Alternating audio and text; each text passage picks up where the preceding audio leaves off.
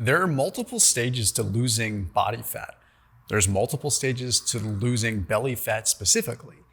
Now, each stage is going to be different for individuals, but I've divided it into 3 pretty simple phases that are easy to follow. Now, within each phase, there's different things that you should do. And obviously the last phase is more about keeping it off and mitigating the risk of it coming back, but also being able to get your life back after you go through a pretty aggressive stint of trying to lose it, right? Nobody wants to live the life of just counting calories and tracking every single thing for the rest of their life. That's not fun. But the first phase is definitely about a little bit more intensity. That is the more aggressive sort of, I need to get this off of me. How do I lose this as quickly as possible method, right? That is the phase where we need to focus and hunker down. The second phase is about rebuilding the metabolic rate.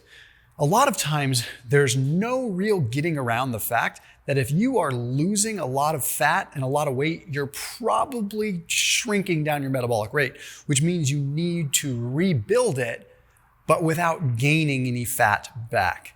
The third phase is about maintaining and regular maintenance on keeping the belly fat off. So this is really thought out and based on literature. So let's go ahead and jump right into the first one. Now, before we get started, I put a link down below for LMNT electrolytes. If you are on any kind of diet at all, or you're just someone that exercises, consuming some electrolytes would probably be a good idea. They curb your appetite, they obviously replenish minerals, and it tastes really good, and it just makes it so you're not thinking about food all the time. So I put a link down below. That'll get you a free sample variety pack of LMNT electrolytes with any purchase. So you get a variety pack of all the flavors whenever you make a purchase of LMNT electrolytes. Highly recommend them. I've been using them for about 4 years now, 5 years. They come in handy when I'm doing any kind of restrictive thing where I'm just like reducing calories, or if I'm fasting. So that link down below. So phase 1 is about getting the fat off, remember. Okay, that's the most important thing. So this means it's going to come down to something generic, which is a little different from what you probably have heard me say before. Okay, I'm usually a fan of eating a little bit more and moving a little bit more, but in this case, getting aggressive with it at first, if your first step is saying, hey, I need to get this fat off, you need to eat a little bit less and move a little bit more. Okay. That sounds really basic. You're going to click off this video because that's everything you needed to hear. Okay, this guy's generic, super vanilla, forget it. No. There's stuff that I want to focus on here. Yes, this will be, if any period of time, the time in which you restrict some calories. Yes, I think there is a place for that because when you are brand new to this and you don't know a whole lot about your body and how it responds to certain things, it's a more surefire way to elicit a response. We're going to talk about how you can do that strategically in just a second. The movement that you add, however, at this stage should be resistance training. Hear me out on this. I absolutely love cardio. Cardio has its place. I talk about it. I am one of the bigger proponents of cardio in the YouTube and probably in the fat loss space in general. However, when you are first getting started, the first stage of belly fat loss, we need to do whatever we can to make the activity level that we increase all about muscle building. Let's let the diet take the fat off and let's let the training add the muscle, because we have a relatively newer research that demonstrates that we can build muscle in a deficit. So if we can increase our activity via resistance training at this stage, and we can decrease our food intake, we could feasibly lose fat and build muscle at the same time, which would make phase 2 a lot easier because we would have more muscle mass, which burns more calories even at rest, let alone throughout our daily activity with non-exercise activity thermogenesis. So while we have a little bit to work with, it's better to say, hey, let's resistance train, simultaneously reduce calories. Hear me out. The way that I would encourage you to restrict calories a tiny bit is, instead of reducing everything a tiny bit, pick one macronutrient, not protein, fats or carbs, and reduce it a little bit.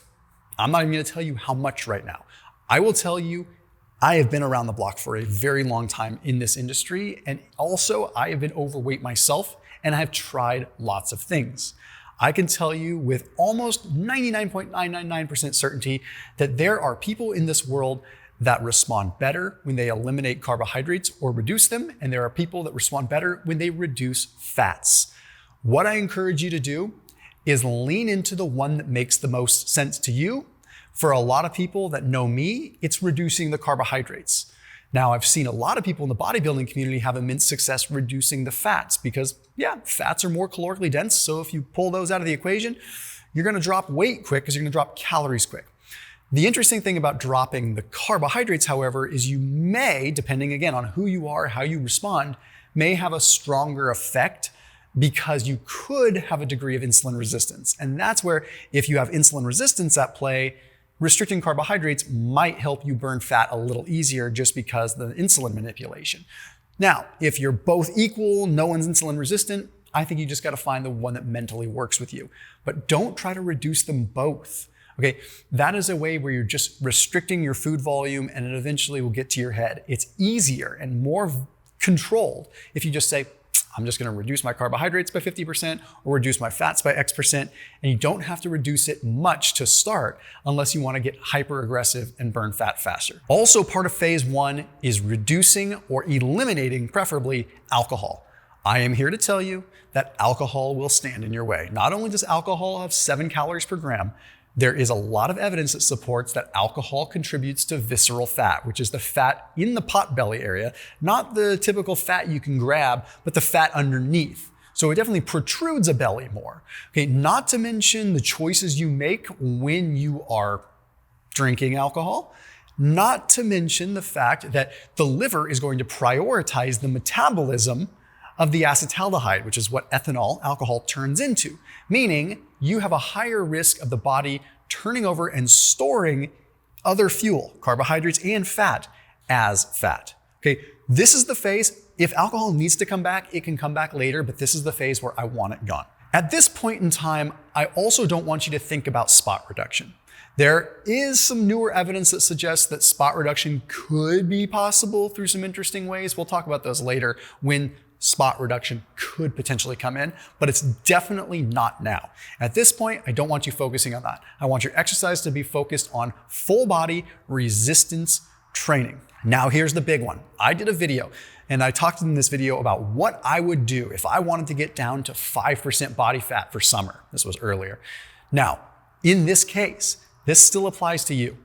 Doing aggressive and periodic what is called protein sparing modified fasting. It's not actual fasting.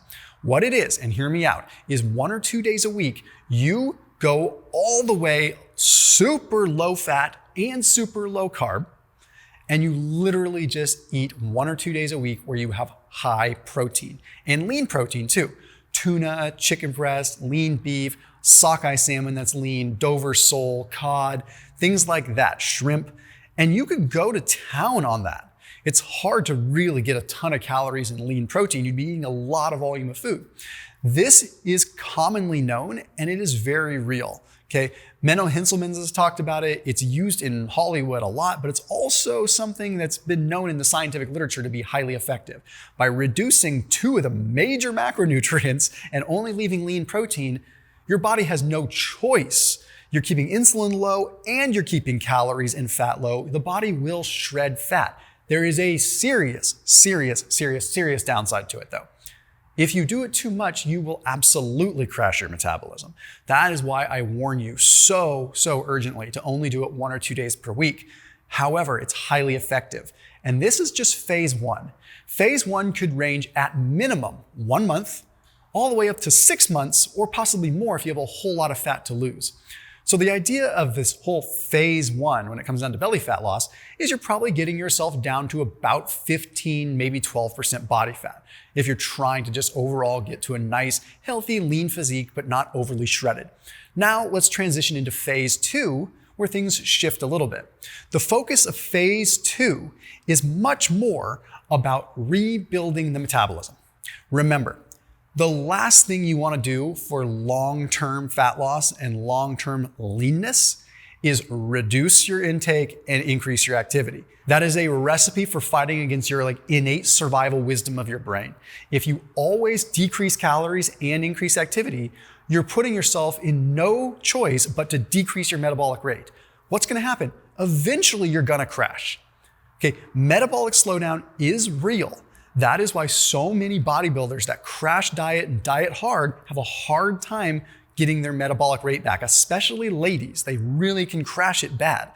Now, when you reduce your metabolic rate, it's important that you quickly ramp it back up. So this is why phase 2 is about rebuilding the metabolism so that you can continue to get leaner, or more importantly, stay leaner. Here's what I want you to do. You're gonna add 100 calories of food, preferably protein, because it's controllable, and for every 100 calories of protein, you burn about 20 or 30 calories just because of the thermic effect. So let's start with adding 100 calories, preferably from protein. Then what I want you to do is also burn an extra 100 calories, but here's the most important part, and I need you to be listening very closely here. It is not 100 calories I want you to burn through traditional exercise. I don't want you to go to the gym and say, I'm gonna do 100 extra calories on the treadmill. I need, and I beg of you, I need this to be 100 calories from non-exercise activity thermogenesis, meaning I need it to be through your active everyday life. This means that for this period of time, you're gonna have to get a little bit data-driven. You might need to track and say, well, what does 100 calories look like? Maybe it's this handful of almonds, or okay, maybe it's this chicken breast. You eat that, and then you measure how much more activity you burn that day, right? What I recommend you do, here's a little life hack, is when you go to do a regular activity, for example, me going to the park with my kids, I'll put my tracker, Fitbit, Garmin, Apple Watch, most of us have them now, and I'll put it on the lowest setting for activity, like walking.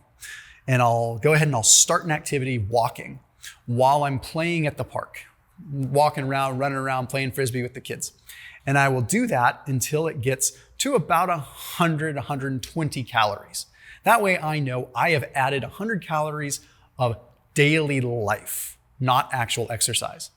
Just because my watch says it's exercise doesn't mean it's actually exercise, right? I could also do this when I do the dishes, right? I could add these things up. I could be, I'm gonna go do something I ordinarily wouldn't do. I'm gonna go do the dishes. I normally don't do the dishes. Yes, I do. I normally don't do the dishes. I'm gonna start my timer now. I'm gonna start my watch. Oh, I burned 20 extra calories doing the dishes. You add these up. This is how you make lifestyle change. This is how you make long-term changes and lose belly fat long-term. Then what you do is once you've achieved a new baseline and that feels comfortable, you do it again, another 100 calories. The goal is to get yourself back to close to a normal amount of food. I can't possibly give you the right amount. I can't give you the set number. This is 100% on you. For me, I find that eventually I get to a point where I add about 700 or 800 calories back in, and I'm just moving a lot more throughout the day. This is a very important thing that's called energy flux, G flux. You will forever burn more calories when you have more energy moving through a system. When your metabolic rate is high, you will continue to burn more calories at rest, but also just in general. If I eat 5,000 calories and burn 5,000 calories, I am literally losing more fat or doing better than if I ate 2,000 and burned 2,000. It's called higher metabolic or G flux. This will preserve your metabolic rate so that you can continue to burn fat around the midsection and your whole body for a longer period of time. This is where we start to implement cardio and high intensity interval training. And we're implementing it not to burn calories, as a catalyst. We want exercise to be a catalyst here. What that means is that we have seen in multiple studies that sitting down and being inactive is problematic for longevity and metabolic health. And the most important thing you can do is just be active throughout the day, period. Bar none, hands down. Being active throughout the day is going to trump exercise for general weight loss and general metabolic health. But what we do know is that exercise provides a type of treatment to the body that nothing else can beat. Okay, what is secreted from your muscles when you exercise? What is happening? What is changing? The catalyst, right? So it is literally a small dose of intense exercise that has a trickle-down effect hormonally from all kinds of different perspectives. Literally, it's called exerkines and myokines. They are molecules. This sounds like I'm making it up, but it's real. Molecules that are secreted by the muscle when we exercise. And our cells marinate in these compounds. Literally, they like come out of our muscles and they soak them in the blood and our cells marinate in them and it changes cellular structure. It changes how cells communicate. They're called exerkines and myokines. You can see this, it's real. So the point is treat exercise at this point as an additional stimulus, but don't think about the calories with it. Your calories are burning through life. Your exercise is triggering a stimulus. This is the point which you might want to start training your abs specifically as well. Start strengthening them so that if you do get lean enough, you start to see those abs, right? But remember, we're trying to increase the calories and increase the activity. This phase can continue for 1 month all the way up to a year if you're happy with your level of leanness. But then you reach a point where you get to phase 3. Phase 3, where you have the opportunity to get insanely shredded if you want to, or to just live your life and never lose that six-pack or never gain the belly fat back. Let's talk about what phase 3 longer term looks like. This is where you have aggressive, periodic restriction. You are now at a state where as long as the big 3 are met, your protein is high, your exercise stimulus is there, and your non-exercise activity thermogenesis is high. Those are the big 3. As long as those are in place, you can now occasionally rip out calories via intermittent fasting, via low carb, however you aggressively rip out calories for 1 or 2 days, and you will find yourself getting significantly leaner. Why is this the case? Well, let me explain something. When you lost a bunch of weight, your metabolic rate went down, down, down, okay? When your metabolic rate is down, every little bit of food that you eat makes a bigger impact, right? So if I eat 100 calories and my metabolic rate is 2,000, that 100 calories is 5% of my daily calories. If I'm at a baseline of 1,000 because I've crashed my metabolism, that same 100 calories is now 10% of my daily intake. So it just doubled its potential effectiveness in terms of me gaining fat. Yikes, I don't want that. So what I've done is I've rebuilt my metabolic rate, but the same thing comes for a loss, right? So now my metabolism is burning hotter. So whenever I actually aggressively drop calories, my engine's still running hot. So I'm gonna burn more when I aggressively restrict. The trick is at this stage 3, aggressive restriction sounds so bad, but aggressive restriction is all about 1 day or 2 days of dropping calories low and the rest of the week having a lot more flexibility. That's why it's the maintenance phase. That's why at this phase, you can keep the belly fat off, you prevent it from coming back, you feel good, you have sustainability, you get to enjoy your life, you get to enjoy good food, and all you have to do is a couple days per week, just drop those calories down via fasting or via protein-sparing modified fasting or just aggressive kind of restriction 1 or 2 days. That's actually a great lifestyle practice. And if you think about it from a biological perspective and like ancestrally, it's probably more accurate, right? You'd have periods where you didn't eat. The body doesn't know to eat breakfast, lunch, and dinner every single day. The body just knows to eat when it gets food. This is where we actively reduce our sitting time too. This is where lifestyle-wise, to keep it off, you start reducing how much you're sitting down. There was a study, really interesting. They had subjects add 1,000 calories to their diet every day for 8 weeks. And what they found is that 2/3 of the overall calories they burnt was from non-exercise activity thermogenesis, not from exercise. Literally just from daily life. There was a 10-fold difference in fat accumulation between those that had high NEAT, non-exercise activity thermogenesis, and those that did not, that just exercised. 10-fold difference. That just goes to show the importance of moving throughout the day and not sitting down.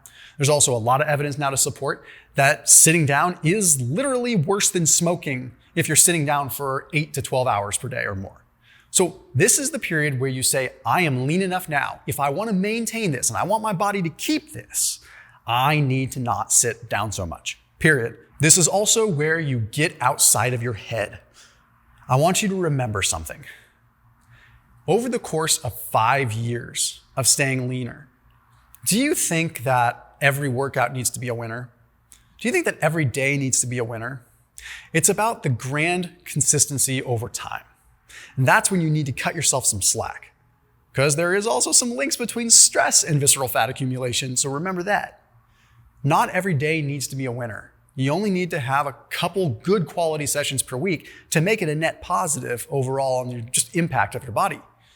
I want you to remember that after 10 years has gone by, 20 years has gone by, do you think it really matters if like March of 2021 or April of 2025, you just were feeling off your game a little bit? That being said, a lot of damage can be done if you overeat, and your metabolism has crashed. So the most important thing is keeping that metabolic rate high, and it grants you that amnesty. You can eat more, you can move more, you can also slip up a little more without as much of a problem and keep the belly fat off. I'll see you tomorrow.